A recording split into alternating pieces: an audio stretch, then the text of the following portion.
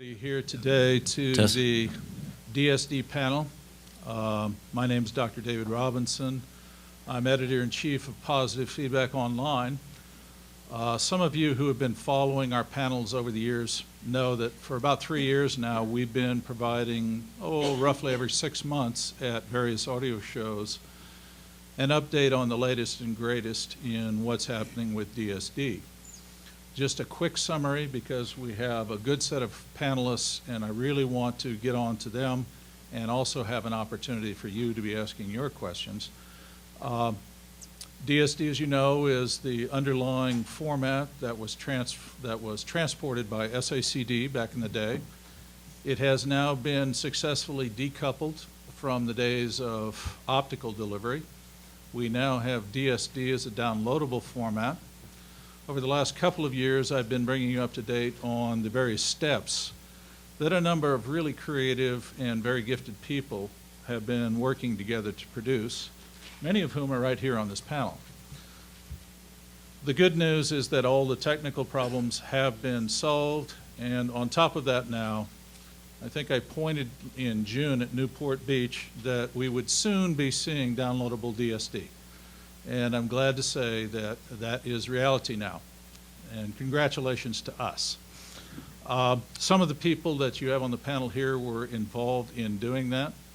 And you're going to have an opportunity. I'm going to give each one of them about 5 minutes or so to talk about what they're doing. Some of them are involved with hardware. Some of them are involved with the software side, the playback side.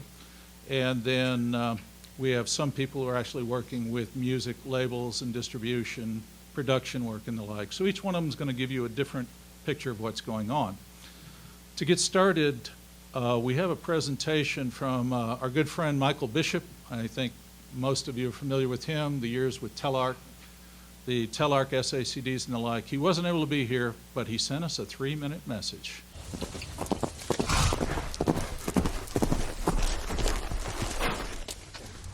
Welcome to Broncoville and welcome to the Positive Feedback Online DSD panel.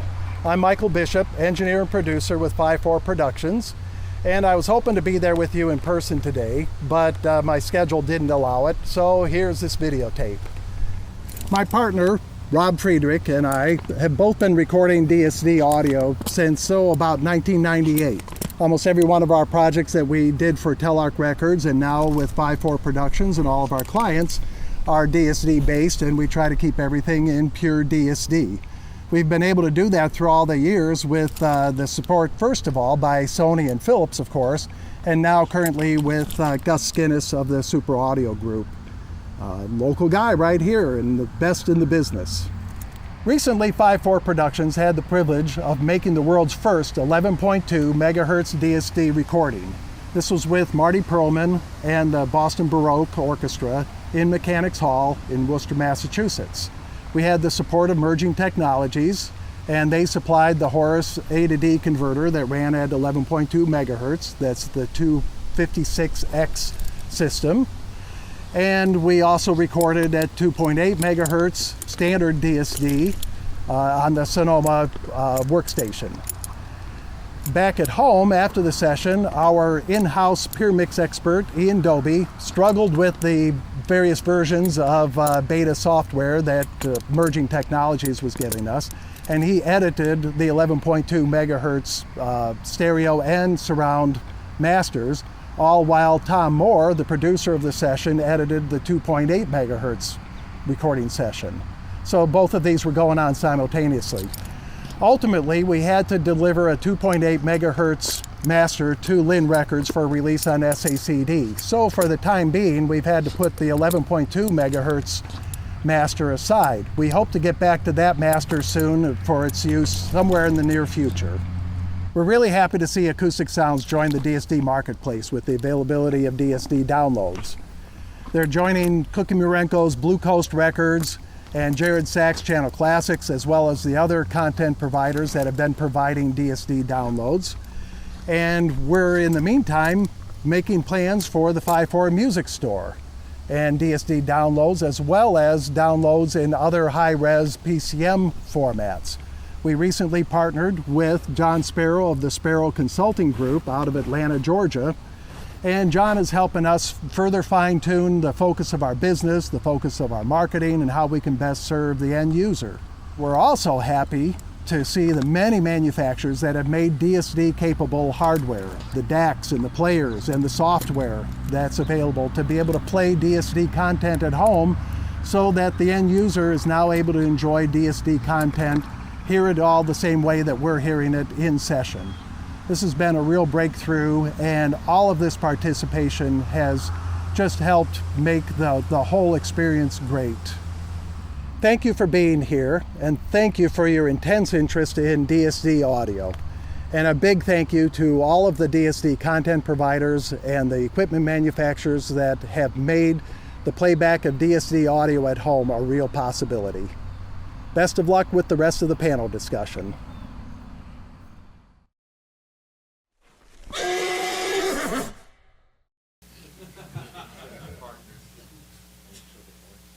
Oh, jeez, the horse, yeah.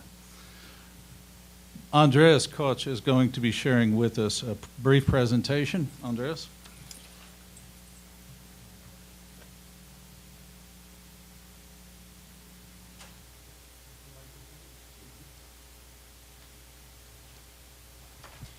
Hi, my name is Andreas Koch, and my background is engineering and design of products, and I've been involved mostly in professional design and products, but recently, actually the last 10 years, more in consumer audio also. And for the every time there's a new CD, new digital format coming out in the market, I was lucky enough to be involved, like CD, Dash, DAT, Minidisc, AC1, AC3, and lately also SACD. And mostly for SACD, I was chartered to design a multi-channel DSD recorder and editor, the Sonoma workstation. And that was really the first tool, and still today is the tool of choice to produce SACDs and DSD recordings. Now, since the last presentation last year, I've been approached by many people already with the question, how is DSD being produced or used in production and recording? And I wanted to spend a few words on that. As explained already back then, DSD is kind of a format in between PCM and analog. It draws advantages from both sides. It's clearly a digital signal with the advantages of being digital, but it has an analog character. And as such, in production in general, you want to avoid going from one format to the other format, doing some processing and then going back again. But we don't always have that choice. Sometimes you're missing a tool or a mixing console, and you're forced to do those conversions. In that sense, it's really best to convert back and forth between two compatible formats, such as DSD and analog. DSD and PCM are a little bit less compatible. So when you do a conversion, you may lose the character of DSD. Not necessarily, but the danger of that to happen is fairly real. So in general, in DSD production, you use a DSD recorder, and if you don't have the processing equipment, you use analog consoles or analog output gear to do your jobs. Now, pure DSD processing is possible and has been done several times already. And in the classic model, just like with PCM, where you take the PCM signal, does this work as a mouse? You take the PCM signal and you subject it to a process such as filtering, equalization, mixing, whatever. And the result of that is a PCM word that has a longer word length. In order to get it back to the original word length that you started out with over here, you use a process called rounding and dithering or whatever you have to do, but you use a process for that. And in DSD, it's not very different in philosophy. You use the same basic process, you just process DSD signals. You end up with a multi-bit DSD signal, and in order to get it back to 1 bit over here, you have to do it through a delta sigma modulator. So there's distinct differences, of course, between processing PCM and DSD, but the basic philosophy here in this model is really the same. Now, because it's DSD, we have also another choice of processing DSD in pure DSD without leaving, the domain going to PCM or so. And as I explained last time already, the DSD signal is created with a delta sigma modulator, which is this loop here with a heavy-duty filter in the middle here, part of it. And that's just a regular process like a equalizer or a mixer. It's just another type of processor, a loop filter.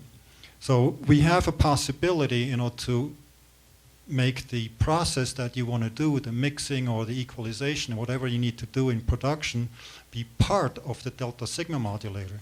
So you integrated the process and the loop filter, and you start out with a 1-bit signal over here. You do your delta sigma modulator plus the algorithm, and you end up with a 1-bit DSD signal. This is the way it has been done already 13 years ago. This is the Sonoma card. This is a plug-in card for the PC, and it processes 8 channels of DSD, records, edits, and does minimal processing. There's a little mixer built on top of it. It can do a little bit of mixing, equalization. So this card actually has the functionality of a mastering transfer console, and it's all pure DSD, and that was done 13 years ago. And this particular card was used to produce the first multi-channel SACD by DMP Records. It was all done with this card. All the processing was done here except for a little bit of analog outboard equalization. That basically rounds it up, and that's the Sonoma workstation. Here's a picture of the Sonoma workstation in action just down the road from here in Boulder, Colorado at the Super Audio Center. This is not the only tool available. There's the Pyramix workstation, which is much more elaborate, more established also. But in order to do DSD processing, it converts to 8FS PCM and then back again and plugs it in. There's lower-end products, the Korg and the Tascam recorders, and they're very basic DSD recorders, and they allow you a little bit of top and tail editing, split and splice. And that's about it. So you see the list is not very long for DSD tools, and that's why a lot of studio recording people are forced to use outboard gear. But anyway, maybe you get a little bit of an impression of what is possible in the studio with DSD. And with DSD downloads now happening, I hope that more manufacturers will see an opportunity to develop new products that really handle the DSD the way it should be handled.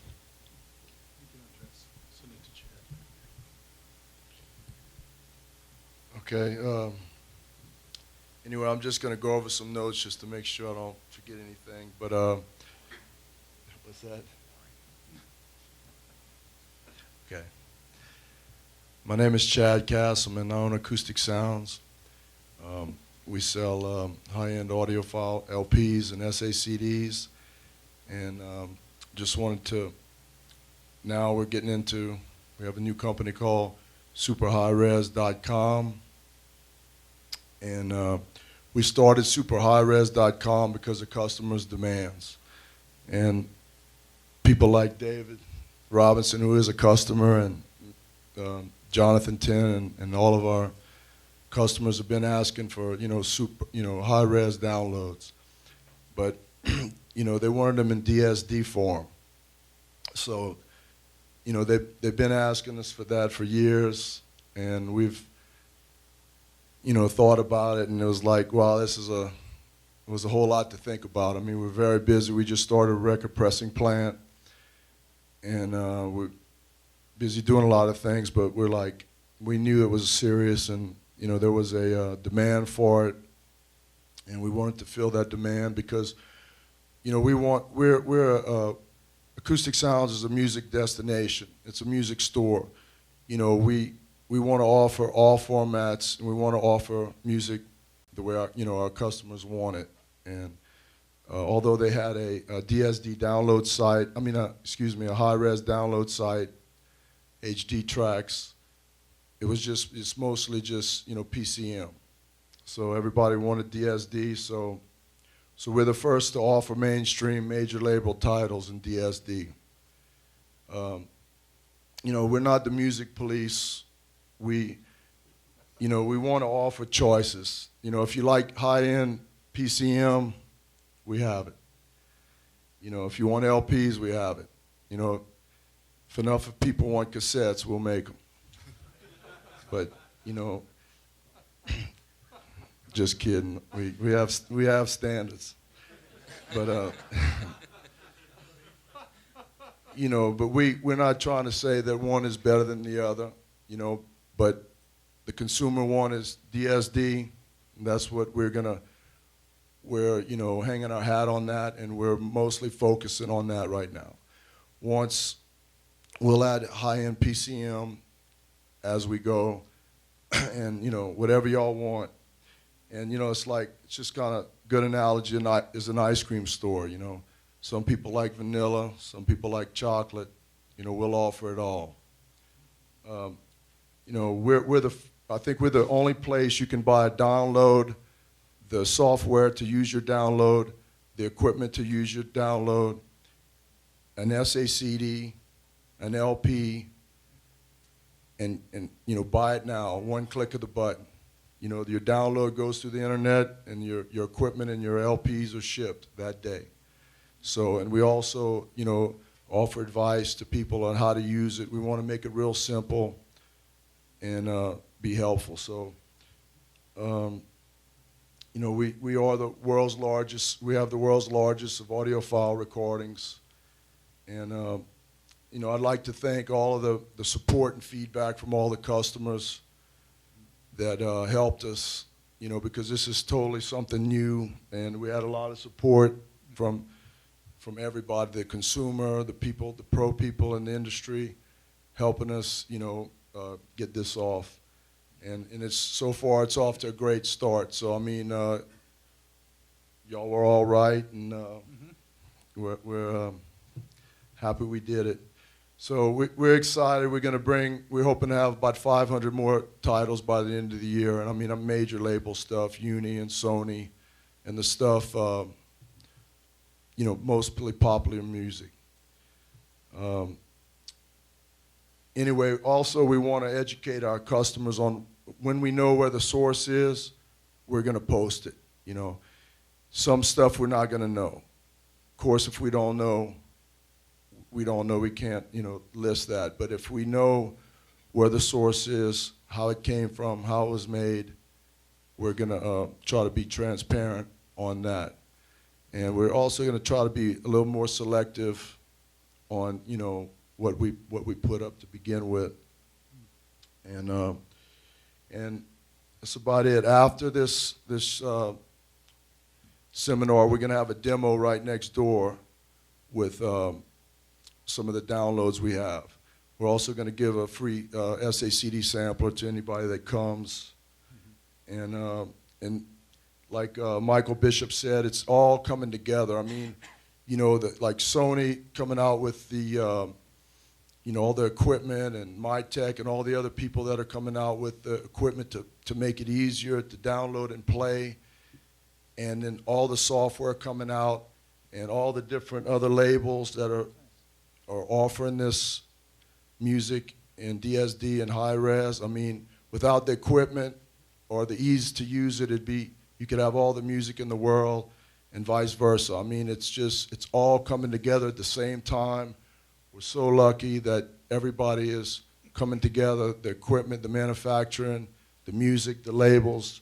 It's working out, and we just want to thank everybody, and I think this is it's gonna be much more good stuff to come, and it's just the start of a new thing.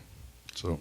Yeah, thanks, Chad. And I want to thank all of you, because over the last 3 years, as we've done these presentations, folks like Chad actually came and he donated his time generously. I mean, last time he was going to come for a few minutes and ended up staying for 2 hours, poor guy. But he listened to you. I mean, so what's happening right now is because you guys said we want it. And so it actually is it's something that's growing up out of the demand of the people. And like Chad said, we don't have to do either or with any of this. We can have it the way we want it. It's just that we want DSD, please, thank you. Okay, we'll hand along to Rob then. Hi, my name is Rob Robinson, Director of Engineering at Channel D. We've been in business since 1995. We actually have some exhibit rooms here at Rocky Mountain on the 5th floor, 582, 586. Our first line of products was in the pro audio arena for audio analysis. And one very popular product we have right now is called Audio Leak, which is used by broadcast stations and in audio production worldwide. Our first audiophile product was released in 2006, and that was called Pure Vinyl.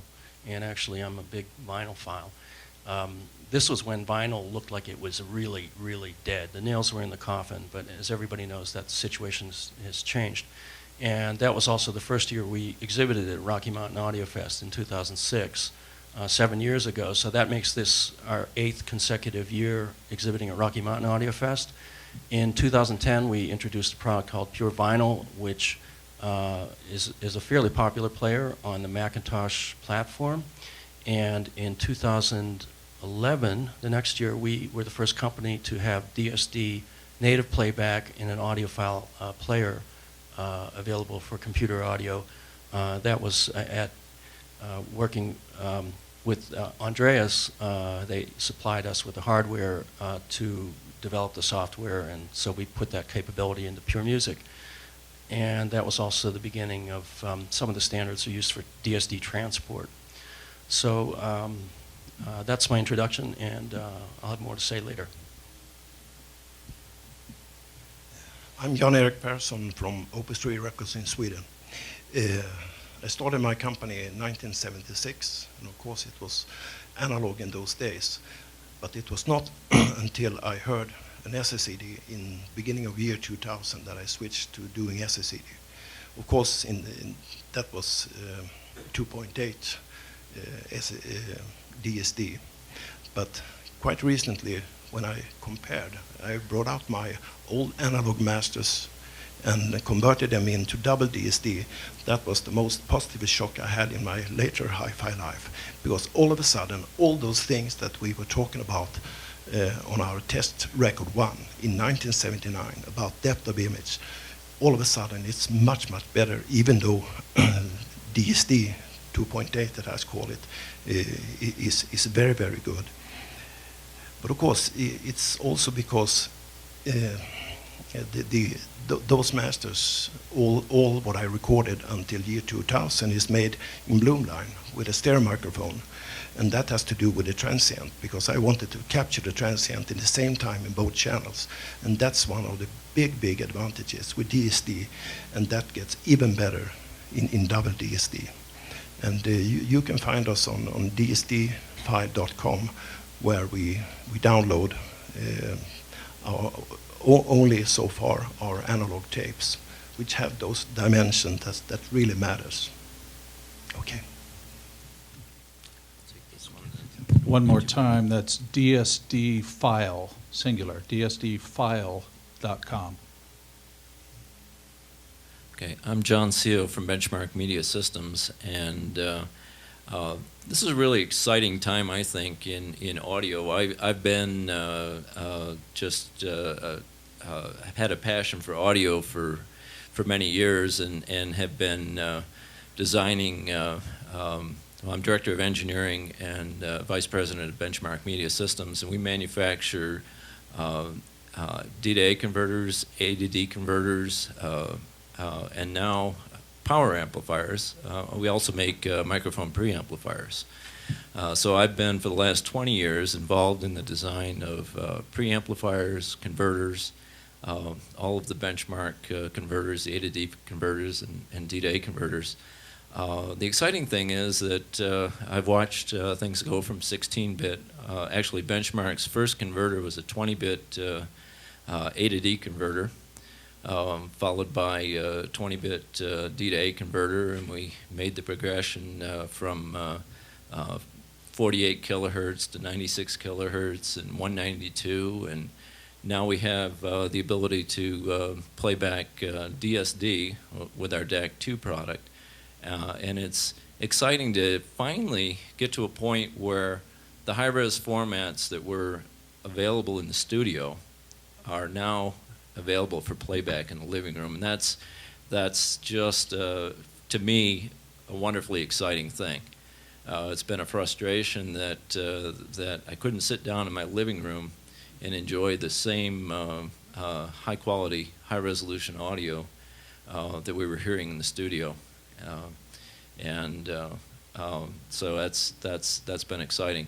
But one of the real bottlenecks has still been power amplifiers. The converters have progressed to such an extent, and the digital formats have progressed to such an extent that they've outpaced the capability of the rest of our playback systems. And so we're starting to look at that and say, well, wait a minute, if we've got 122 or 125 dB of signal-to-noise ratio in a DSD or PCM recording, how are we going to come close to delivering that with a power amp that's got 105 or 110 dB signal-to-noise ratio? So we've been working really hard for the last year and a half at addressing that issue, and I'm pleased to say that we have a solution that's now capable of 130 dB signal-to-noise ratio with extremely low distortion.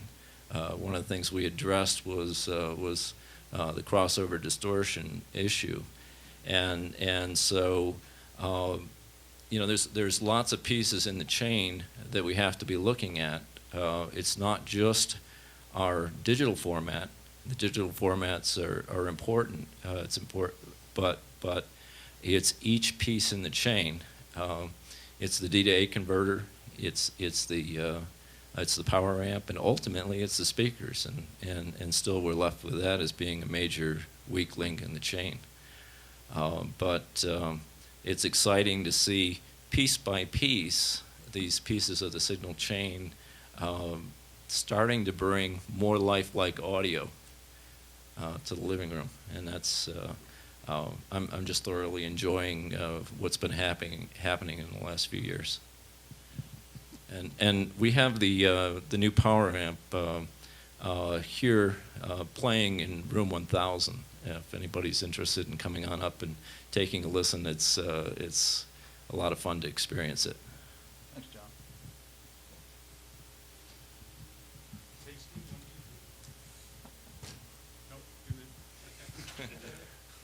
We're also technical here.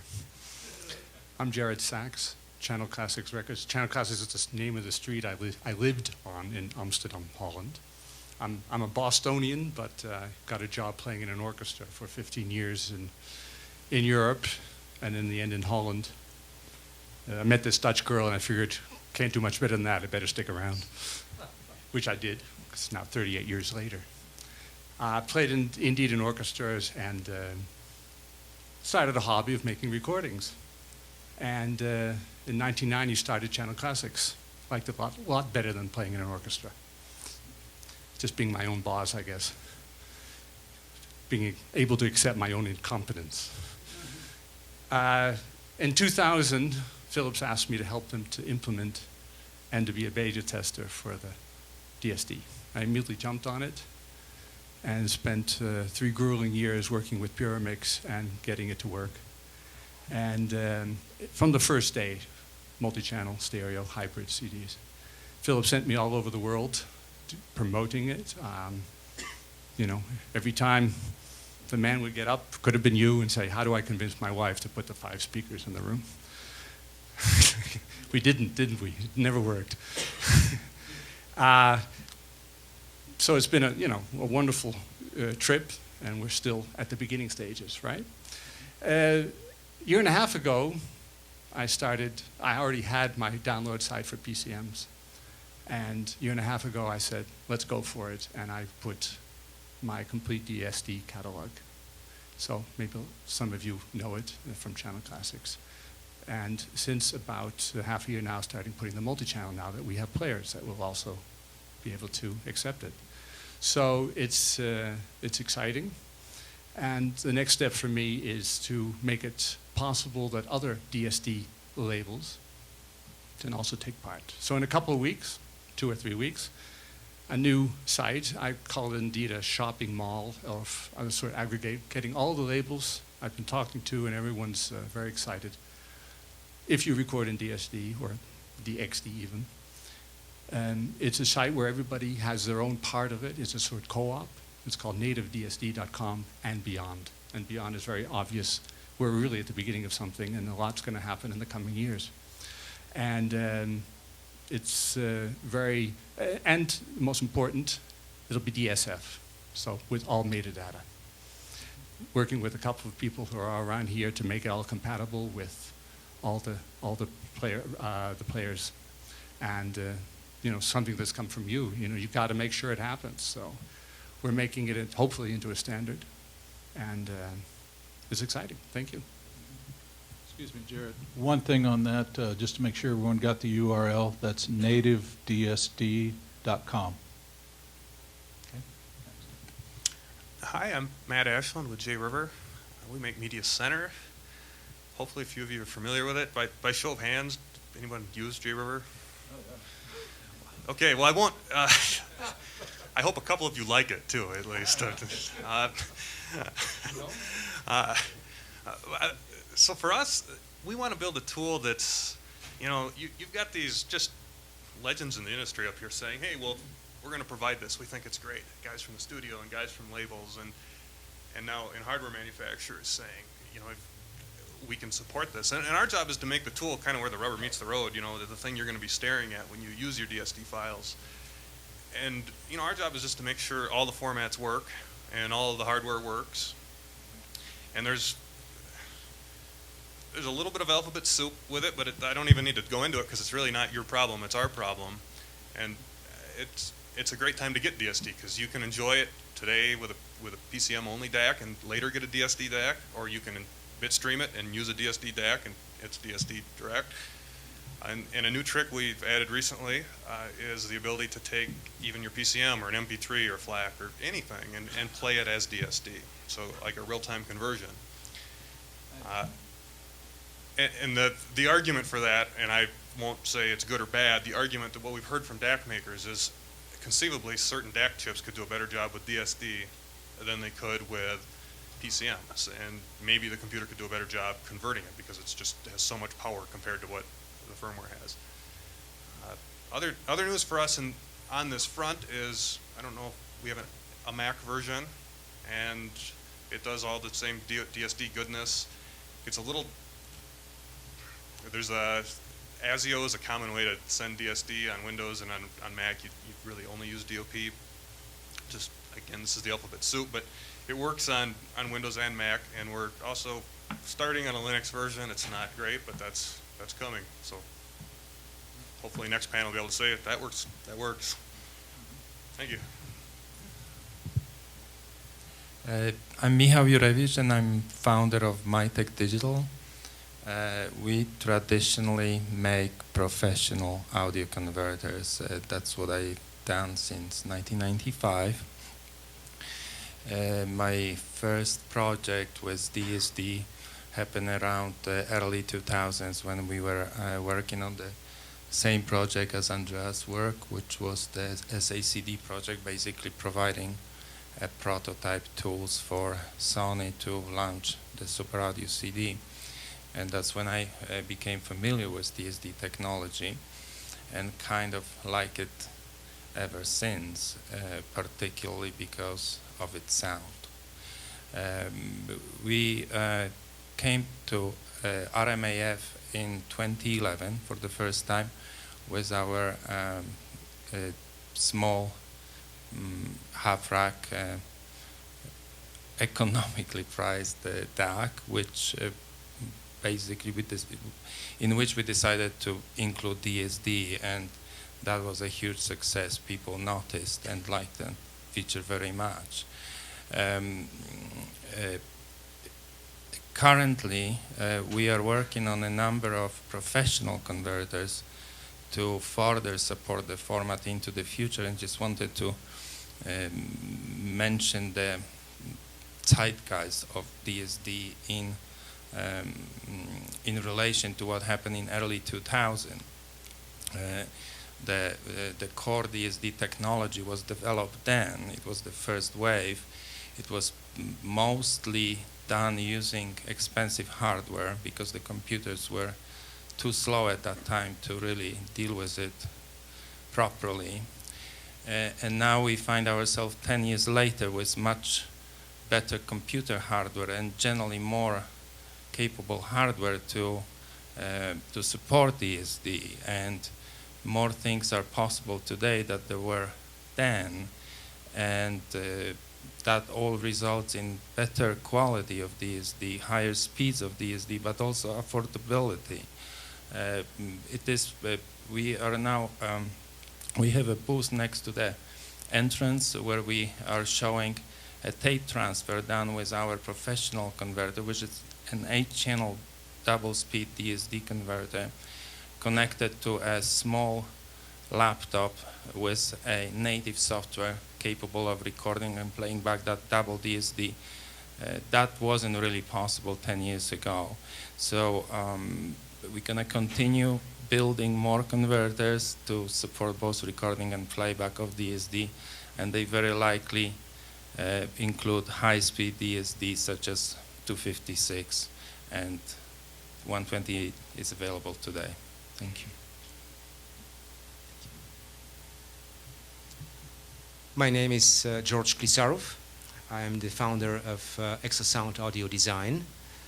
My background is mostly software. Back in 2010, I found the 2L high-resolution downloads in DSD and DXD, some of them recorded in 8 channels, and I couldn't find a device that can actually play them, affordable one. So I decided to build one, and I started exaSound at that time. The formula was then translated into the mission of exaSound. We aim to make devices that can play any digital file on the market, including the very high resolution studio master files, without configuration, without switching options on the device. It was a long quest since 2010. Our first product was introduced in 2011, and it was a USB to I2S interface. And at that time, we were able to stream DSD 512. But there was no DAC. Still, we don't have a DAC that can utilize the potential of this device.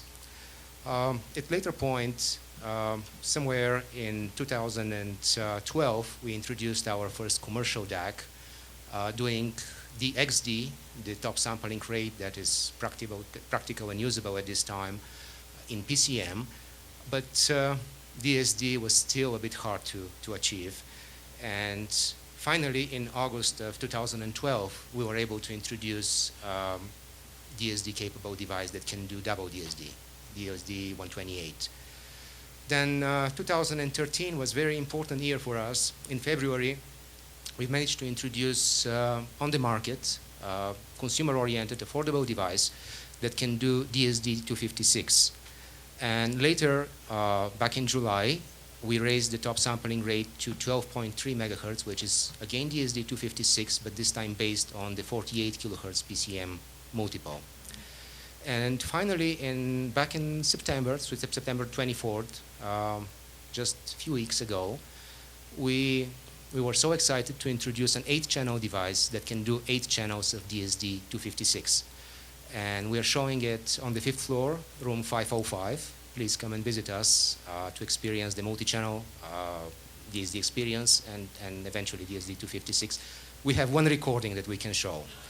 These are hard to find and heavily guarded, but a customer from Japan made available to us a single file produced in probably lab conditions back in 2006, and we have it available for playback.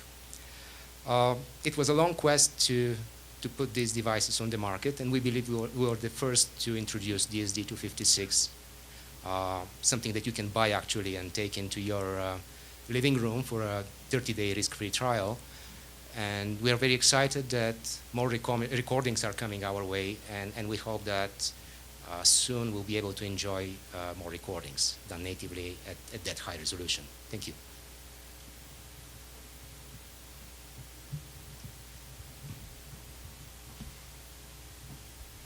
Hi, I'm Jonathan Tinn from Playback Designs. Andreas and I founded the company, and I'm not going to really add much to what Andreas had to say and everyone else. I'm just really happy as an end user that there finally are really great sources of software. Obviously Chad, and those of you who haven't visited superhighres.com, I strongly recommend it. It's wonderful. And of course, Jared Sachs, with Channel Classics, also a wonderful site, and I'm really looking forward to visiting Jean-Eric's site. I do want to say on a side note that having Jared in Holland is really quite a pleasure for me. I'm from New York, Jared's from Boston, so it's just one less Red Sox fan. Okay. I'd like to ask for a round of applause for our people here. They've made a real effort to be with us. What we have here then, as I said, is we have a collection of people who have been on the hardware side, some of them from the beginning. We have people who are on the software side, people like the folks at JRiver or at Channel D, who have provided both Mac, PC, as well as Linux-based solutions that are out there. And are starting, well, we're starting to see some other developments I'll touch on in a second. And then we have the labels. I mean, I was really glad to be, Jean-Eric made a special trip out to us from Opus 3. I've been listening. I think I have all of his LPs. I think I have all of his SACDs. Now I have some of his open reel tapes. And the thing that was most exciting when we talked with him are people like Chad, when folks begin to dig in on the music side, using JRiver or Channel D, and using the DACs. These are only a few of the folks who are making DACs. I've really lost track of people who are producing the DACs for DSD that will give us everything that we're looking for. I think the last time I counted it was 32, but I think it may be north of there someplace. And now we're starting to see people saying, well, quad DSD, why not? The nice thing about this is it means that everybody here and the folks who are in the room, we're here because we have something in common. We have a common passion for quality in audio. Many of us, but not all of us, loved analog back in the day when it was king. We loved our open reel tapes. God help us. We loved the vinyl. We played with everything that came along the way. When PCM arrived, when Red Book Digital first arrived in the early 80s in consumer format, I think probably all of us jumped around and played with that. But in the course of time, became disappointed. I think that's really what, if it was the solution, if it was better than LPs and open reel tapes, then we could have just happily gone on. But what we heard was that it was not, that there was a significant disjunction between what we know could be in our own systems and what was actually being delivered. And the people in the industry knew that too. All of the people who were producing those would listen to it and have that crushing moment. I know Jean-Eric has had it. The crushing moment when you listen to the CD and you go, oh my God, what happened? It was run over. And so when DSD came along, I was in the middle, as I've mentioned before, the long search for something better than Red Book. I always hung on to my open reel tapes and my LPs, but I kept looking. And it wasn't until I got an invitation to go to Mobile Fidelity in September of 1998 and actually hear a demo of DSD, which I had no idea what it was. John Wood said, come and listen to DSD. I said, what's that? He said, it'll cost you a plane ticket to find out. And I went down, and I don't think it's any great exaggeration to say that that really changed my whole outlook on audio. Because for the first time, even in the first generation, standing in that room at Mobile Fidelity, I heard something that was better. I heard the first true advancement that I had heard since the days of open reel tape and the very best that LPs could do. So that's when I became very excited and, as anybody knows me, very committed to pursuing that. And at Positive Feedback, I started saying, hey, pay attention. Something just happened here. I don't know what it was, but it just ran me over, and we want this. I think I've been saying we want this ever since. 1999, I said, this is mic feeds and master tapes for the masses. And I'll repeat it again. This is mic feeds and master tapes for the masses. You can have what is in the control room in your home. And if you're not quite sure about that, take my word for it. And I think the people on this panel who have spent time with it would tell you, this is pretty amazing. If you don't get aboard this, you don't know what's possible in your own system. Yeah, I mean, it's just, it's there all the way. So that's why I'm pleased, because we are now reached the point where it is happening. And we are all working together to do it, you with us. So what we want to do, and all of the panelists are here because we're very much interested in hearing your questions, things that you're not sure about, things that you'd like to know more about. We're going to toss it open and give you an opportunity to ask your questions. Have at it.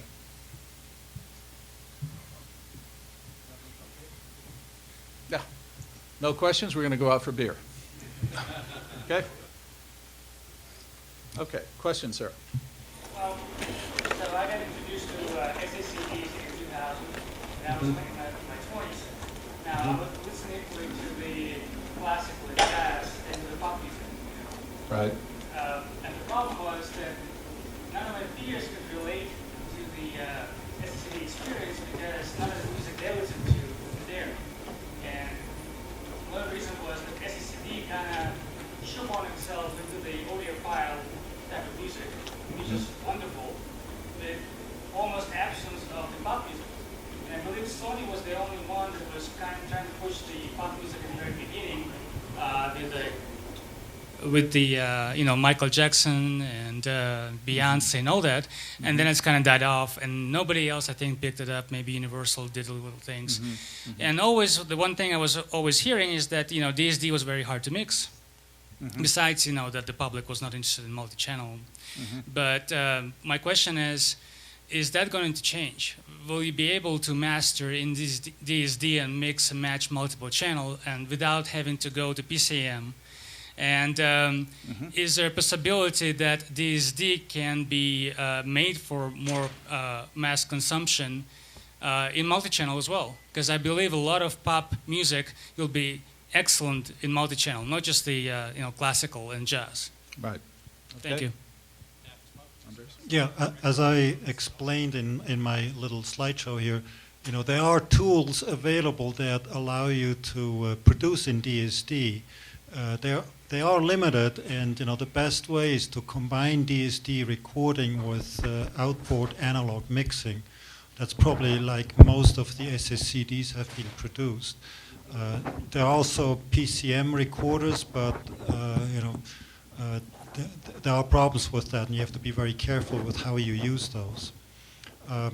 As I said before, you know, with DSD downloads now happening and becoming more popular, there's a very distinct chance that manufacturers, professional equipment manufacturers, will take that as an opportunity and make more products available.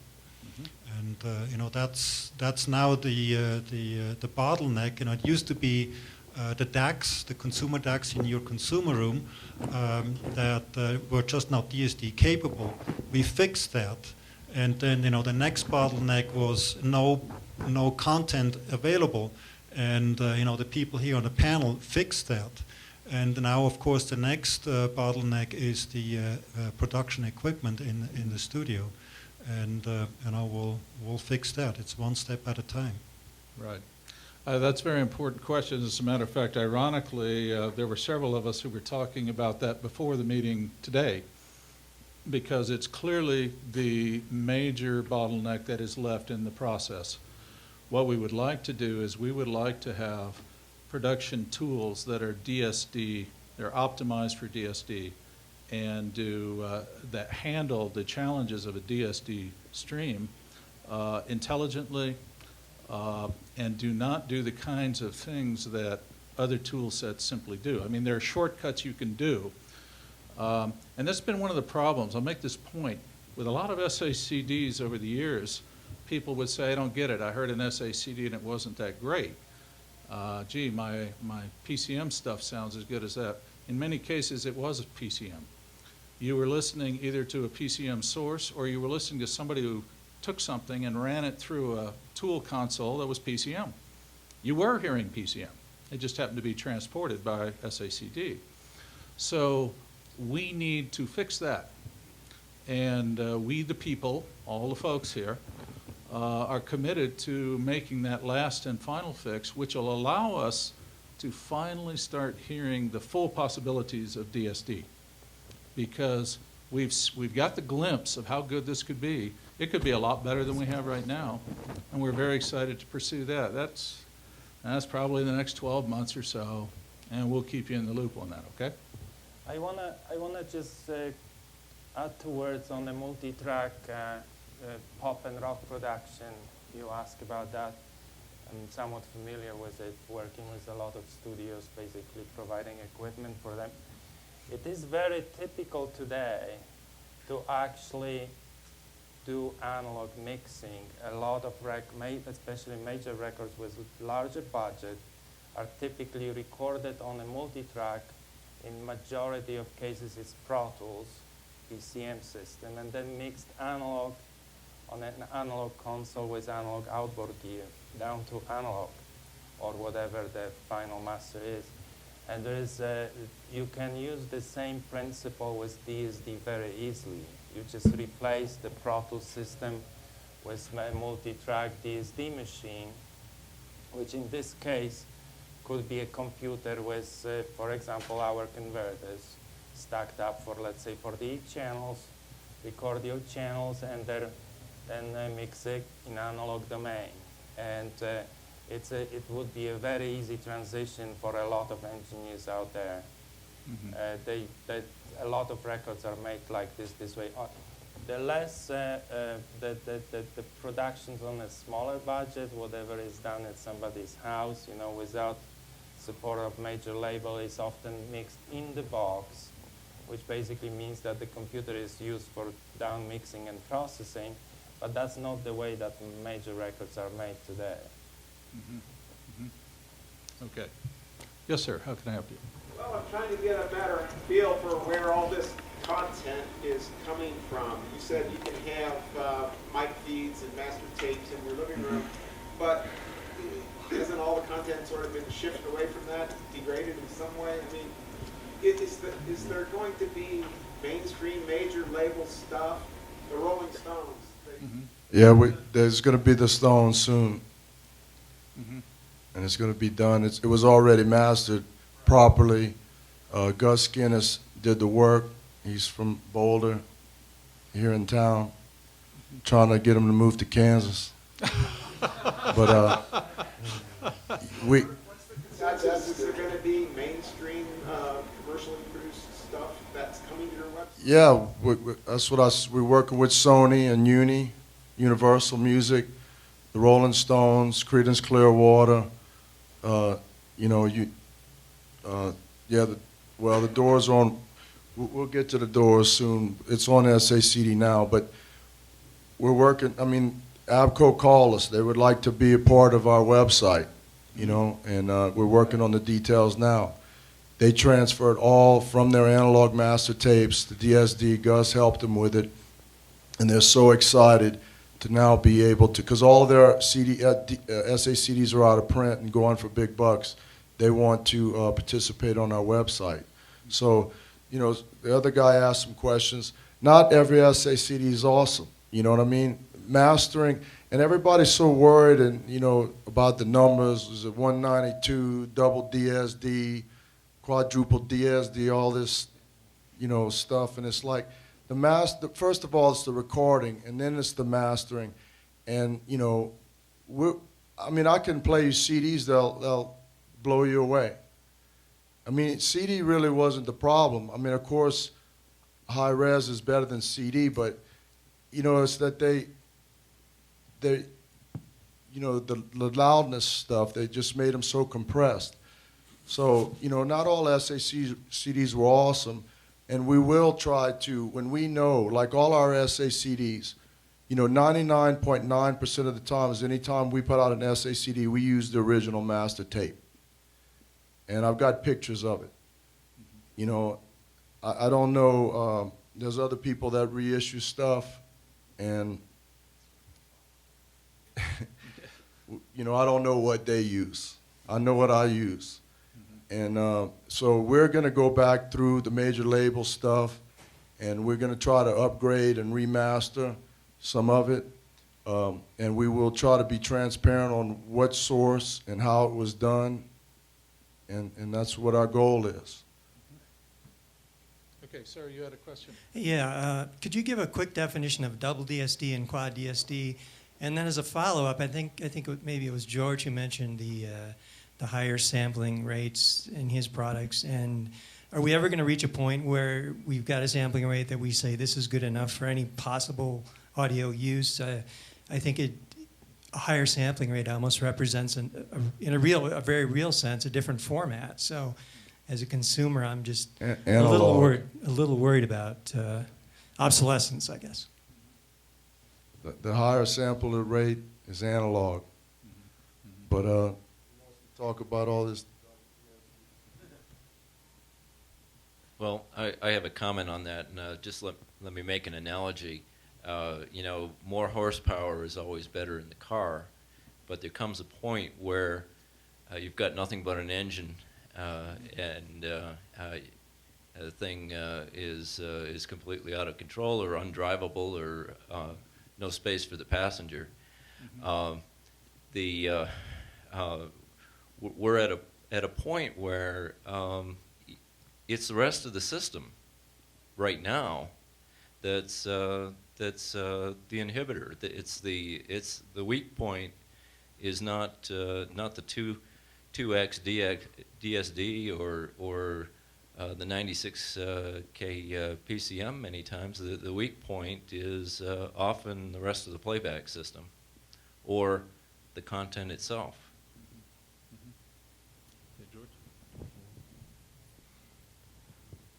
We face two kinds of comments and questions from users when we work on high DSD sampling rates. It's been a race, it's been like an arms race to go higher and higher. Every time we raise the bar, we get the questions, but is that all? Can you do the next sampling rate? And as soon as we do it, we get the comment, well, who needs that? I don't know if there will be a limit, and I don't know where is the sweet spot between waste of hard drive space and the acquisition of more resolution and more air in the experience.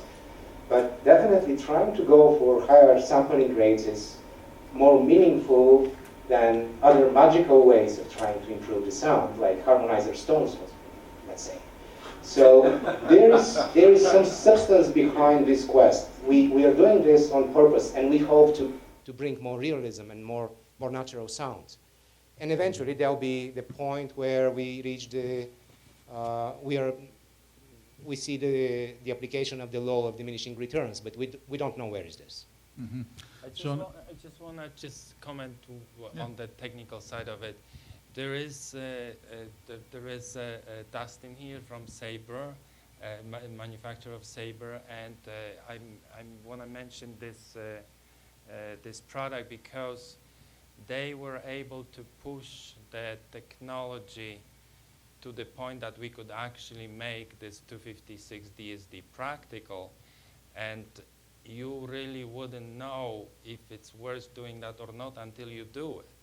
So that's kind of why we do it, just to find out if it's going to be better or not. So often, after a while, maybe you can decide that 256 is not worth it, but to decide that, you kind of have to make it first. I have Jean-Eric, you had an opportunity to compare single versus double DSD. Perhaps you would comment a little bit more on your experience when you went to double DSD. Yeah, I did it with one of my masters, with my big artist, Eric Bibb. And I didn't expect anything. Of course, twice the speed must be better, but can I hear it? And it took me 20 seconds to hear it. It was amazing. And it was, for example, the depth of image, the staging.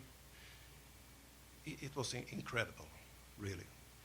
So even though ordinary DSD is very, very good, but double DSD. But then the way those recordings were made, maybe I touched on it before, was with the stereo microphone in pure Bloomline.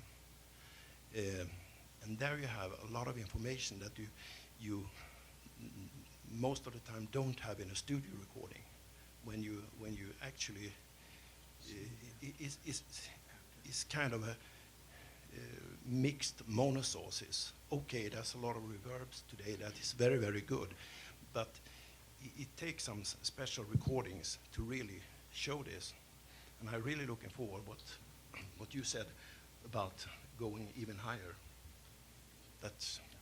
And I mean, we must first try it to see if it's an advantage. Okay. I think maybe one of the things that that's the main focus when you're going to higher sample rate DSDs is the first thing you think of is frequency response. And you know, there's 20 to 20 kilohertz is audio, but of course it's much more useful to capture frequencies higher than that. And a lot of the magic of going to higher word length in PCM came from better amplitude resolution of the signal. So now we go up to 192 kilohertz PCM, 384 kilohertz PCM. But I think what high sample rate DSD really buys you is if you turn your thought process slightly sideways, and instead of thinking of frequency response, we think of time resolution, and you're actually resolving the signals with more precision in the time axis than the frequency axis. And I think that's where a lot of this perception of improved playback quality comes from. This is something we kind of discovered along the same lines. We make some hardware as well, some very fast phono preamplifiers. Testing our comparison was a very wide frequency response microphone preamplifier, about 800 kilohertz, and going with the notion that maybe increasing the frequency response would improve the sound quality, made a phono stage that has a bandwidth minus 3 dB of 5 megahertz. And so you might think, well, what's the use in that? It turns out that you do get a lot more of this feeling of what the temporal aspect is, the imaging, the depth, and more of a feeling of a liveliness of the sound. So I'd say think more in terms of you're improving the time resolution than trying to capture really high frequency response signals, and that it's not just the time resolution, but the precision of the time axis, the heartbeat of the sample clock is really an important factor. Did that help you with your question? Yes, thank you. Okay, next question. Other questions? Yes, sir. Here's the microphone right there. Isn't the elephant in the room the question of copy protection? And what do the record labels have to say about the upcoming DSD era in that regard? Well, we've been able to license this music, and basically the people that are going to bootleg it ain't going to pay for it anyway. So we're not losing any money from the people that are downloading it and passing it on for free. So it's either they make money while they can on what they can, or not do it. So I guess they've gotten over the fact that there's people that download and get things for free. You know, you just can't stop these people. They don't understand that all this stuff costs money to make to begin with, and everybody, the musicians and the songwriters and the people that, the mastering engineers, it costs money to do it. They don't care about that. They're just going to download it. And, you know, we would have never seen those people's money anyway, because, you know, they're just they don't understand and appreciate what it takes. So I guess the labels are, it's just like people copy cassettes, then they copy, you know, CDs and you know, Napster and all that. But, you know, once iTunes made this stuff available, some of the people just wanted it, and they wanted it to download it off the web, and they were willing to buy it. They just never had a way to buy it and pay for it. And iTunes provided that solution for them, and so then they paid for it. And I mean, they're making, you know, a lot of money. So there is people, good people that understand and will pay for it and pay for the convenience. But I guess the major labels, they're moving forward. Jared? Yeah, there's to add to that from Chad, we are putting a watermark on the files, name, date, and that's very well in there when they buy the CD. That would be where, you know, they will see that. Whether we go after them, do we have that opportunity, or yeah, certainly if we, you know, but at least they'll know that, and we can follow it. So that's, you know, as Chad said, if they're going to do it. Is that watermark something that you can see? No, it's encrypted. Okay, I'm gonna call you and ask you to go after them for me. I was hoping we were going to do it together. Yeah, the thing about the elephant is that the elephant left a long time ago. The elephant's gone. Every attempt to encrypt digital music, every attempt to try to protect, remember when they tried to protect VHSs so that you couldn't copy them and all that? All of the encryption schemes can be outdone and hacked, every single one of them. What has changed is the business model, and this is where Chad's right. When iTunes came through the door and shouldered aside Napster and those guys and said, we think, and this is Steve Jobs going and saying, let me show you something new here. Don't worry about the stuff that may splash out of the bucket off to the sides. Can't do anything about that anyway. Can't stop it. Let's just sell the hell out of what we can sell and give them an easy method for downloading it. Once you do that, you know, frankly, you got all sorts of good people that'll pay for it. I pay for it, you know. I don't want to be ripping people off. Just give me a way to get what it is I'd like to have, and that's what we're seeing now, okay? So I think Chad's right. I think the major labels are now starting to say, okay, we'll do it. Because they're going to make more money than no money by doing it.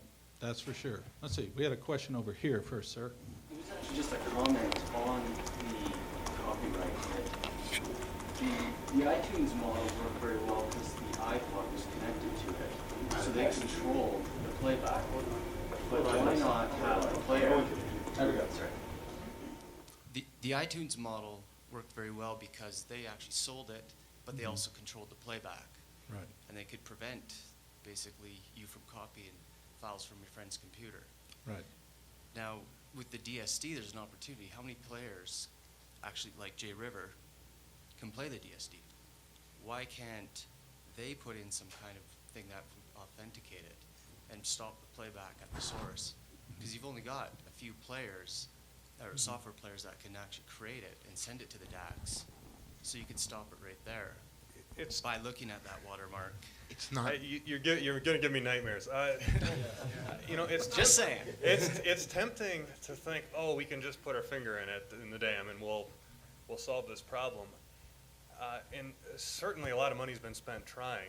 I mean, if anybody here followed when Napster tried to go legal, and they said, well, we'll use protected WMA, and Rhapsody did it, and Best Buy, and MTV, and JRiver was a part of this, and you know, it was terrible, honestly. I was one of the guys writing the code to support the DRM, and it's hard enough to make everything work when we're all agreeing, let's do everything we can to make it work.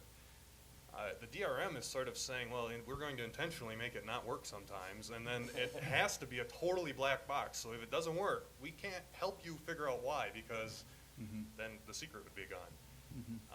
So I just think it's wonderful that we've moved past that we say we're going to keep the honest people honest. I mean, this is just my opinion here, but it's not something JRiver wants any part of, is trying to lock it down and... Okay, we had another question. Here. Okay.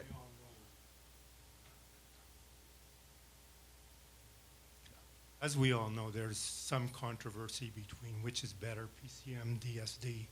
It's in that No, way there's that not. There really is not. You'll know why I asked this question. It's for John Siau. John, in April of this year, in an interview, you said, DSD is not a format I think is a great idea. It's not. You said we want to support it because it's out there, not because we want to encourage the proliferation of it. Have you changed your views? Well, a lot of that pertains to the difficulty of making it work in the studio. It is a very difficult format to work with as far as processing. I think the number of, or the very small number of solutions that have come about so far, and I think anybody that's worked with DSD will say that's been their experience, that it is very difficult to work with it from a processing standpoint. It's much easier to process PCM. It's much easier to work with PCM in the studio. It's a very difficult thing to work with DSD. It's very difficult to get it through a processing chain without it degrading. It's whenever you have to redither to one bit, that's where the damage is done, and so the difficulty is how do we go as far through the signal chain before we do that redithering to one bit? I think it is one of many high-resolution formats that are allowing us to get high-res to our living rooms. And I think there are a number of wonderful DSD recordings, and the best way to enjoy those is in their native format. Let's not add another conversion process before we play it back. Let's be able to play that in its native format. Let's be able to play PCM in its native format. It would be equally foolish to take PCM and convert it to DSD for playback. We're adding an unnecessary processing step. So if you've got DSD material, I want to give you a way to play it back. JRiver and the other media players, it's the same thing. We're trying to give you a way to play those various formats back. It's not a matter of endorsing one over the other or arguing about what's better, PCM or DSD, and people do have different opinions. They are high-res formats and are a very capable format for bringing that studio experience to the living room. You know, just the fact that something is hard to use is no excuse to not do it, to not bring it here. I think, you know, in the last 13, 14, 15 years that DSD existed, there's enough support, enough people, enough golden ears out there who swear by DSD. And we as manufacturers have to take that and make sure that we deliver the format, the tools, and the playback equipment to facilitate that, so that in the studio it becomes an artistic decision by all these people here producing DSD recordings, whether they want to use DSD or not, DSD 1X or 2X or 4X. That's really their decision. It's an artistic decision. And if they think it sounds better, we have to do it. There's no excuse for it. Okay. Other comments from the panel? Anyone else? Okay, did that handle your question for you? Yes, sir. I'd like to continue talking about the business model and ask the panel to address any of the complications that might be in the pathway to success, like proprietary content by record labels or licensing complications. You kind of touched on it a minute ago, Chad. So anything that might stop this thing dead in the water, like DVD-A had with SACD, that's an open question. I mean, it's, I'm not sure if I got the question. Was it that if anything can stop DSD? No, not at all. The question is. Hi, I'm Mark Feiner, and I work with many of the companies in this room on DSD and on high-res audio in general. So the real elephant, David, in the room, to me, is staying focused on the big issue. So I'm looking around the room. Almost everybody loves DSD and is very passionate, including myself. And for those that don't know me, I've been involved with this since the SACD project, working with Andreas, with Gus, with lots of people here, even bringing David to one of the first sessions with my good friend David Kawakami at Sony. But a lot's happened in those 10 years. And the real issue right now is we have a generation of young music enthusiasts who don't know anything about high-resolution audio of any format. They've grown up with the convenience of downloads as their motivation. And we need to expose them to the sound quality of not just DSD, but all of the high-quality music files that are available in the industry today. And I know I speak for the labels and most of the CE companies about that same message. So to me, being focused means 3 points. One, we have to talk about compatibility. All of these devices, regardless of where they're intended to be used, are going to become compatible with every high-res audio format, as well as legacy formats, even, God forbid, MP3. And going forth, if we remove that issue that can potentially confuse customers, particularly younger consumers, we're going to have a much stronger, more receptive response. Number two, the real genie out of the bottle is convenience. We're not going to go back to the analog era of making music, which sounds great, difficult to achieve. It's too late. People have woken up to the benefits of digital downloads and streaming, and that will become high-res with every bit as much convenience. So it's incumbent for the hardware manufacturers to make those products as convenient to use as possible.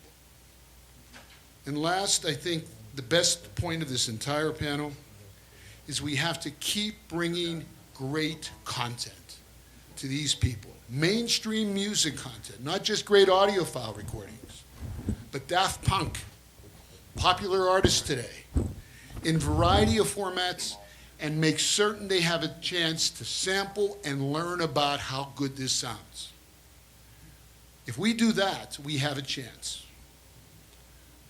So that's my comment, and I hope we have agreement with most of the panel on that. Amen. Okay. Okay. Excellent. We have a question way in the back, sir. Speaking of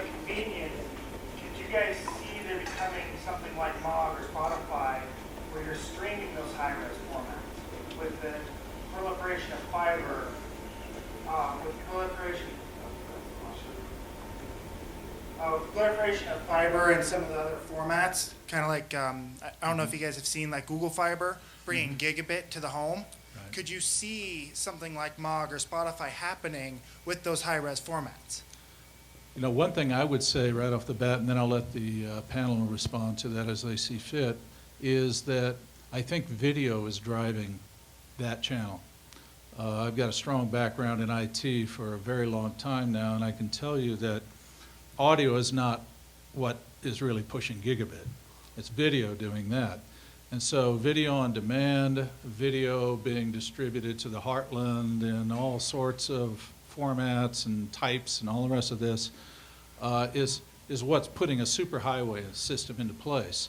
So we're not going to have to worry about bandwidth for any of this. Frankly, it's more a question, I think, of the applications and the necessary infrastructure to use that video highway and drive some very nice audio trucks over it. Panel, would you care to respond? I don't mean to throw a damper on that notion, but comparing audio streaming to video streaming, it's two different animals because you can easily compress video bandwidth while retaining acceptable characteristics.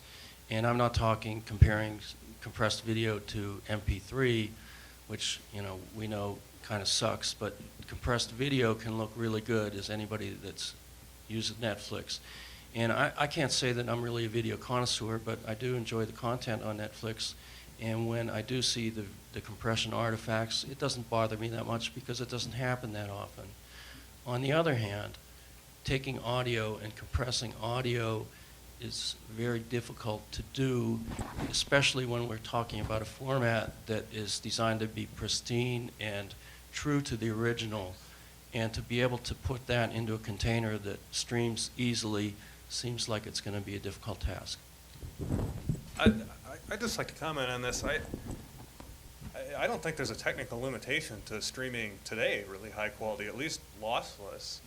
It's an appetite problem. It's that the customers don't demand it, and bandwidth costs money. And if it's only a few of us saying, "Hey, this is a good idea," it won't happen. And my guess is it won't be MOG or Spotify that blaze the trail. If somebody does it, it'll be like somebody at this table. And if it catches on, MOG or Spotify will sit up and listen. Right. But it's unlikely, I think, to start at that level. Yeah, my point about video pushing through is not to say that it's comparable. I mean, Rob is quite right on that. I'm not talking, but what we're seeing is bigger pipes. I mean, we're seeing fatter pipes go into place all over the place, because even if video on demand is using a high degree of compression, which it certainly does, there's a lot of it. There's tons and tons of it. And as an IT guy, I can tell you, when somebody says, "Oh, great, we're going to have gigabit to the home," first thing goes through my mind is, I'm thinking millions of people with gigabit. How big must the really big pipes be? You have to be able to support that, and compression only provides some of it. So I think more and more people are buying the bigger bandwidth pipes because they want the video on demand and the Comcast package. We can use it, but we're going to need the people over on the audio and application side to say, what a great idea. Mark, isn't it true that Sony has done a little bit of experimentation with DSD streaming over in Europe someplace? I heard a rumor of that. I can't speak to the rumors. There's been demonstrations, though, of DSD streaming. And it's been done, actually, in North America as well. Really? Okay. So the answer is, yeah. I mean, I think everything's on the table. We have a grand convergence of technology happening. We don't have to make choices anymore. We really may be able to say we want all of it. And then we'll let the marketplace sort out as far as what formats we want to deliver. Okay? Other questions? Yes, sir. Hi, my name is Ken. I just made my first ever DSD digital purchase the other day. And I did so in part because it was a out-of-print Super Audio CD that couldn't get any other way for a reasonable price. I cannot yet play the file. And so I thank you for your discussion already about how to get ways for people to be able to be able to reproduce the files that they're downloading. And I also want to thank Chad for your offering things in different flavors so that people can access the material if they don't yet have access to DSD. I also want to encourage all of the content providers to look at multi-channel audio, particularly stuff that's gone out of print. I'm talking about recent 5.1 stuff and archival quadraphonic recordings. And let's try and get some of that stuff circulating because I think there is an audience out there for it. It's a niche market, but downloading is perfect for offering content to a niche market. And so I just want to make that comment. I don't know if anyone has a comment to follow it up. Well, we're going to be doing 3-channel, like a lot of the recordings in the late 50s and early 60s were recorded to 3-channel tape. And since we get the masters, we try to get the 3-track tapes, which they don't really like giving out. They're very hard to get, but we get them. And so a lot of our SACDs are 3-channel if we got the 3-channel tape. And we do plan on providing that soon. And we're also, all the multi-channel stuff that is available. We're constantly finding, well, not a whole lot, but there's some SACDs that Sony was in the process of making that, like that they had made multi-channel mixes on that they didn't use. And then there's things like, we're doing the whole Beach Boys catalog. 2 of them were quad, so we're going to do those in quad. And then there's a ton of quad stuff out there. There's a lot of, the answer is we're going to put what was in 3-channel out in 3-channel if we can. We plan on it. We're going to put some quad stuff out and some multi-channel. But I mean, it's not going to be a ton of it, but we do plan on doing it. So. I just wanted to comment a little bit on something that was said in the last question. The notion that you might need to have a DSD hardware to play DSD, or that the suppliers need to provide content in PCM format. You don't need that. You can play DSD on your computer speakers. The player software can convert to PCM in real time. So even with the built-in speakers on your computer, you can listen to the DSD downloads. And of course, if you have a better quality playback hardware, you can listen in higher quality PCM, real-time conversion. There's been some demand for a feature in our product to take the DSD files and convert them into PCM files. And philosophically, I think that's not a great idea because you're wasting hard disk space for nothing. But this is one of these tweaky things where people think that you're burning CPU and it's going to affect the sound quality by doing the real-time conversion.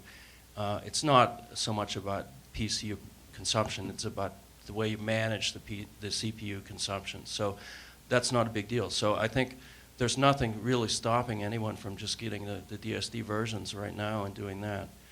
But we are putting I resist doing it, but we're going to put PCM file conversion in the software just out of customer demand, like Chad says, customer demand for PCM, and from some DAC manufacturers that have talked to us and said, look, can't you do this? Okay, all right, just to shut you up, and so I can get to work on something else. What software player should I use to play a DSI master? Our software player does that, Pure Music, yeah. Are you PC or Mac? PC or Mac? Okay. JRiver is a great solution. Yeah. Yeah, and I have tried the conversion of PCM to DSD. It works very nicely. Haven't had any problems with it.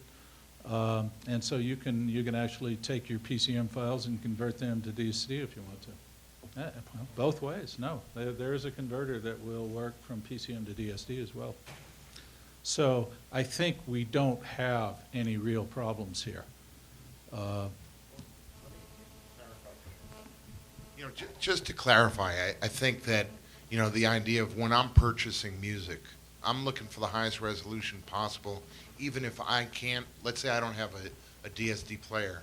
I would still probably buy it in DSD, and at least I have that. I'm not going to have to purchase it again. And I can use, as Rob's saying, I can downsample to PCM and play it on a converter that way. But reality is, you know, I think DSD converters are as low as $150 on up. So I don't think there's an excuse not to get one. Right, right. Especially if it's Playback Designs. Okay. Excuse me, sir, you have a question? Question?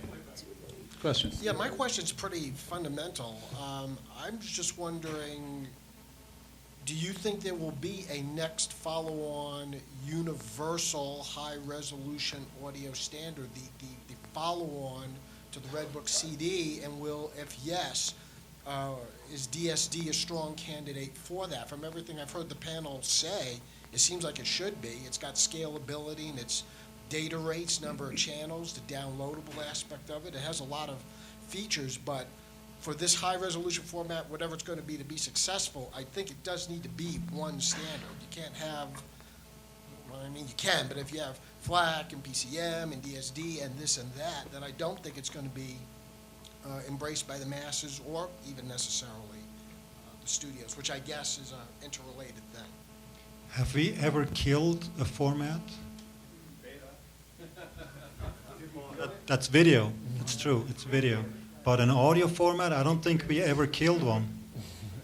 It always had its niche. You know, it goes up and down in popularity, but it always has a niche and it remains.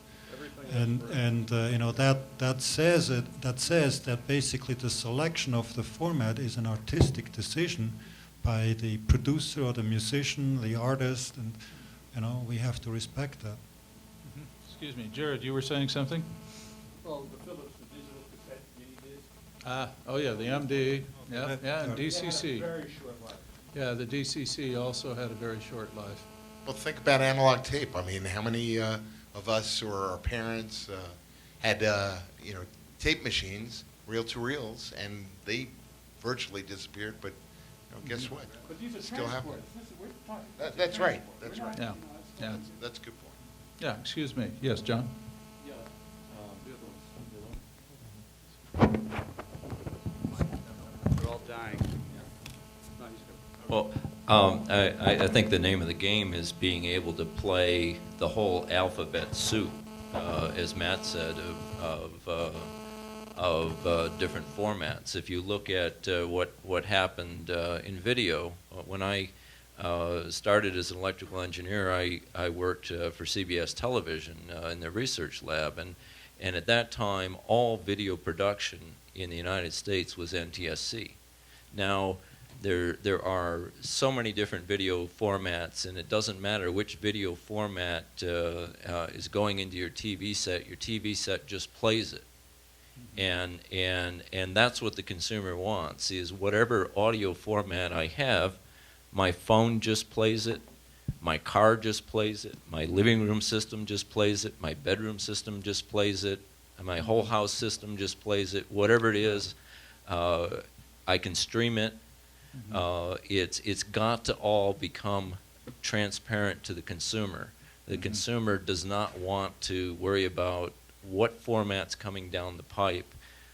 They want something really, really good coming down the pipe, but the biggest priority for the consumer is the convenience. After the convenience is taken care of, then it becomes quality. Right. But you got to deal with the convenience first.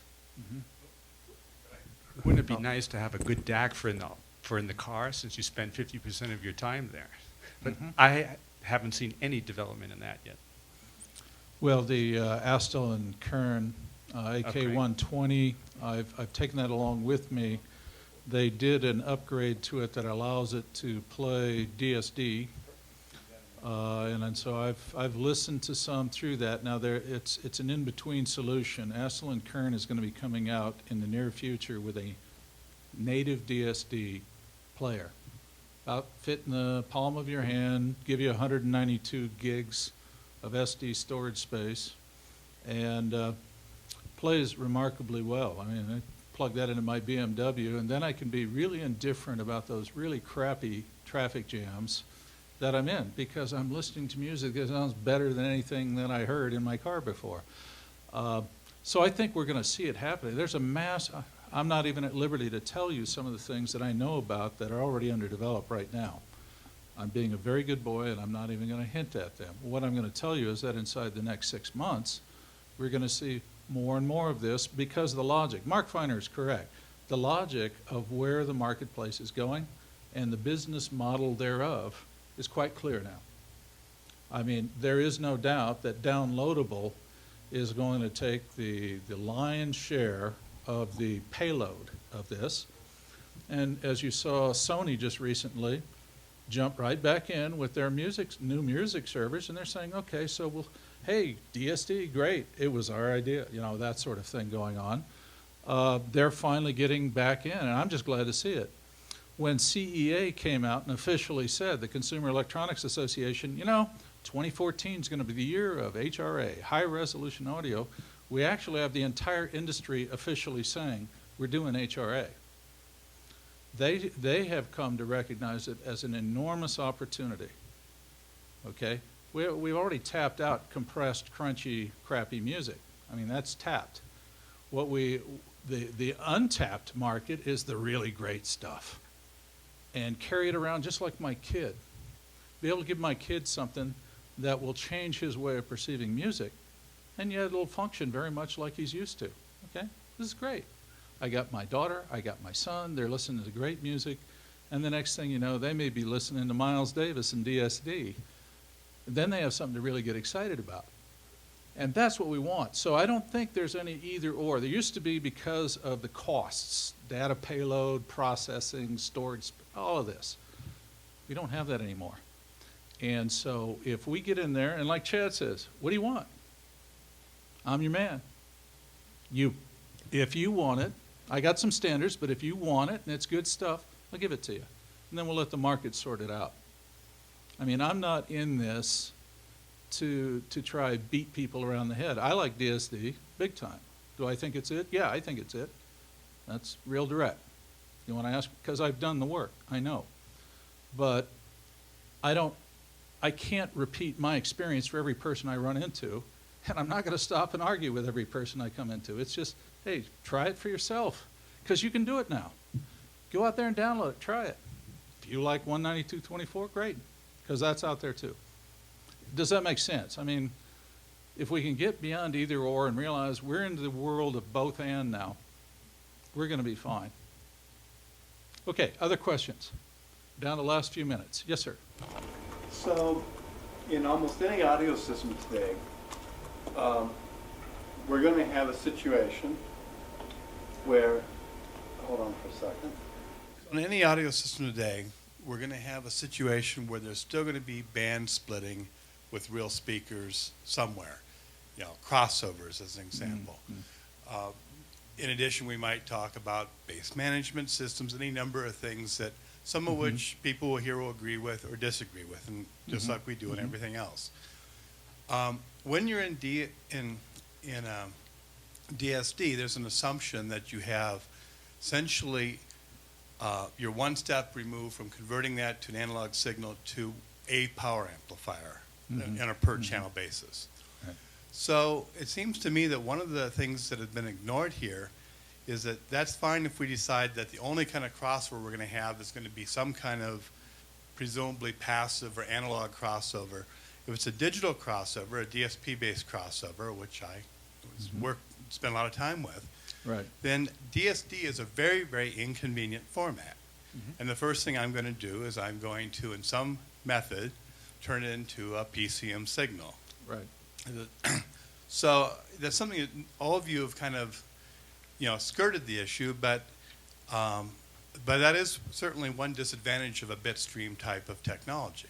At least as I see it.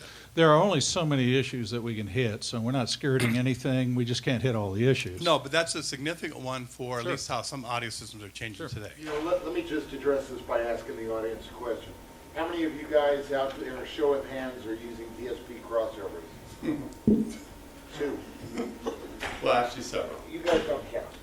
No, but seriously, I mean, the demand just isn't really there for it. But, so, I mean, I think if it was, maybe, you know, it would be addressed a little bit. Okay, but let's just take that topic. If we want to talk about numbers, the number of DSD recordings or playback is minuscule compared to various forms of PCM today. Right. So it's the same argument you're making, saying, well, just because there aren't a whole lot of them, we should discount it. The fact is that, for instance, digital signal processing is becoming more and more accessible. The DACs are getting better and better from lots of suppliers. There are things you can do in digital signal processing that are very difficult, if not impossible, to achieve in analog. I started out as an analog engineer. I've spent 30-some years doing the same kind of stuff some of the other fellows people have done here. So I'm not anti-analog.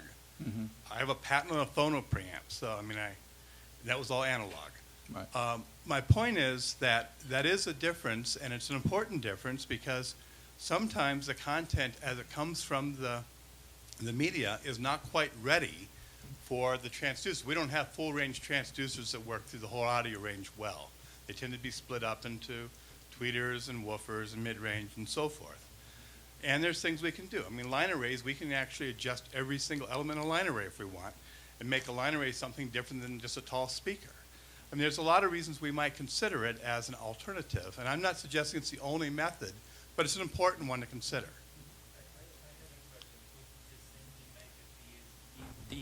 I'm sorry, could you simply make a DSD input on your crossover and just app sample it internally to PCM and go from there? Absolutely. By doing math, but then we're back to PCM. I could have started with that in the first place, and I may do that. Why don't you just get to PCM? And that was my point. My point wasn't that what you're saying is bad at all, okay? And in essence, I'm a little bit agnostic as you are, Chad, in that you offer everything. If I'm going to take something that's probably DCD, I'm probably going to put it into, say, an FPGA or something to do a bunch of math on it, and I'm going to end up with something that's a version of PCM, and then I'm going to do digital signal processing on it in some format. It's probably very much the same thing the JRiver folks do inside a Windows machine or whatever machine you're supporting. And you know, John will he'll do it directly with the devices he's chosen to use, or he's going to do something similar because, you know, we're techie guys and we can do math. But I just want to point out that is a limitation of DCD. I'm not saying it's just one of them. If I may provide some input to your question, there are software applications and players that can do this in DSD form. And they are in their infancy. They are kind of CPU intensive, but the math is already in place, and very soon you're going to see it. As of today, there is a product that you can buy for $50 that can do that, the HQ player. Now, how practical is that is another question. The truth is that, you know, I'm familiar with HQ Player, and they are hiding. I think they're being disingenuous because to do DSP on DSD requires going to some kind of multi-bit transition. Normally you call it DXD. And I think no reason to play a shell game, just that's the truth. That's how it works. You go to a really high sample rate, you can use 64-bit in a CPU, they're fast, it'll sound awesome. But I think that player has kind of this, well, no, there's something magic going on.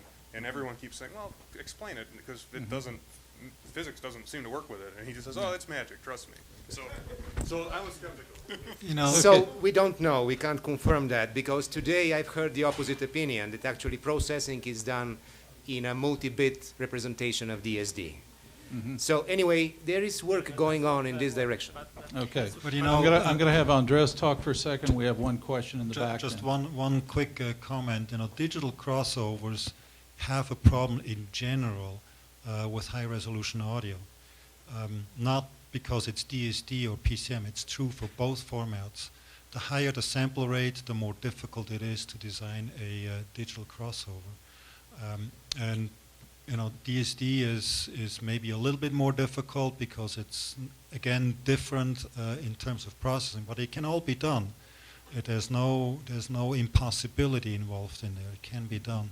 But in general, the higher you go with your sample rate or the resolution, the more difficult it becomes. And that's kind of a controversy you have. Well, that's just a matter of math precision. Right.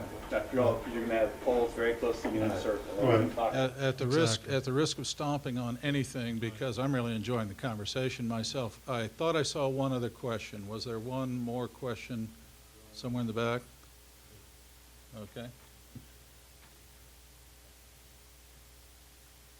Oh, yeah, I am. Okay.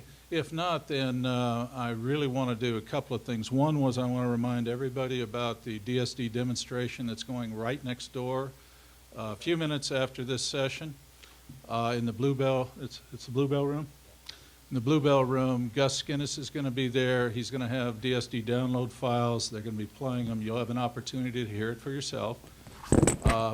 The other thing is I want to take a moment and thank you, first of all, for attending, because this was a really good, really substantive discussion. And I want to thank the panelists here who make serious time, and some of them traveled a very long way. People like Jean-Eric, very long way to be here and to share their views and their time with you guys like George and others. Okay, so thank you very much, panel. We're going to give a free sampler, a DSD SACD sampler to whoever comes to the demonstration of superhighres.com. And the Bluebell room is right there, right next door. So. Okay, we'll see you there, and thanks again. Take care.